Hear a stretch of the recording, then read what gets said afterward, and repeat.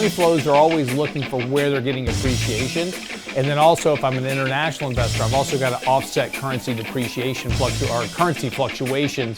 And so I'm looking for an asset that's holding up in that environment. Right now, stocks are doing that trick very well. Here's what you need to know before the bell. The market did, again, intraday, kind of sold off a bit, rallied back at the end of the day to finish up positive, another positive print. We've had 6 days in a row where the market's been positive. This morning, kind of on the announcement of trade deals and other things with the administration, futures are pointing up about 28 bips on the S&P, so potentially another positive. We'll see. We've seen these days where we open up positive and then sell off. But again, we've had 6 days in a row.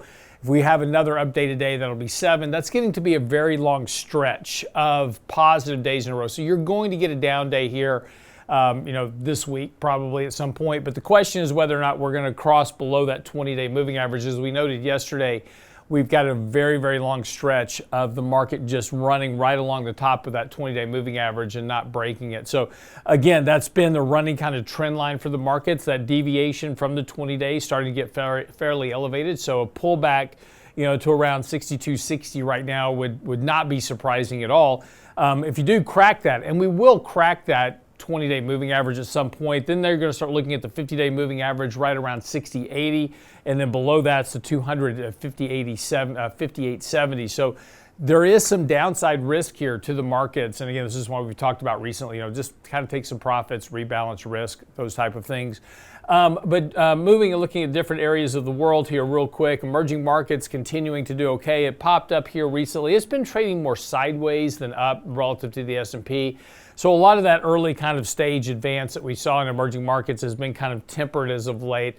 S&P has been growing a little bit faster here over the course of the last couple of weeks, and we're starting to see that money flow coming back into the markets. And we talked about before that when you start to see money flows back into U.S. stocks, remember that whole narrative where the loss of U.S. exceptionalism and nobody wants to invest in the U.S. anymore, and we said that would change as soon as markets rallied.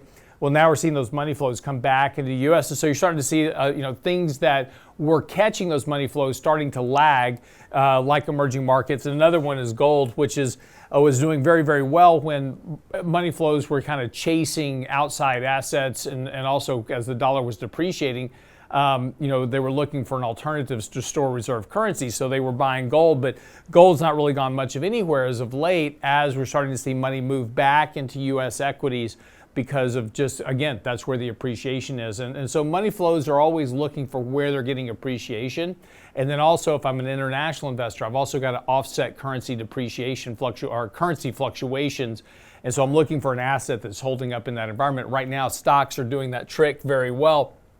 And so the more that this continues to go up, the more money flow it pulls back into it that continues to kind of support that type of rally. But as we noted yesterday, we're starting to see some exhaustion in this current move. It doesn't mean the move is going to end abruptly and it's going to be a major crash or anything like that. But we are starting to see some more exhaustion in this move. But markets are still very, very overbought on a relative basis, momentum basis as well.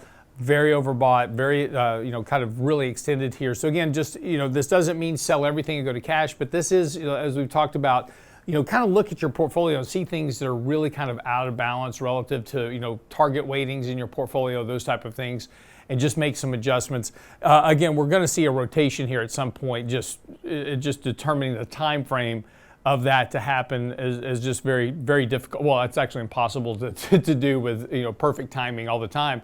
But this is why we just have to kind of pay attention to what's going on. But that's what you need to know before the bell this morning.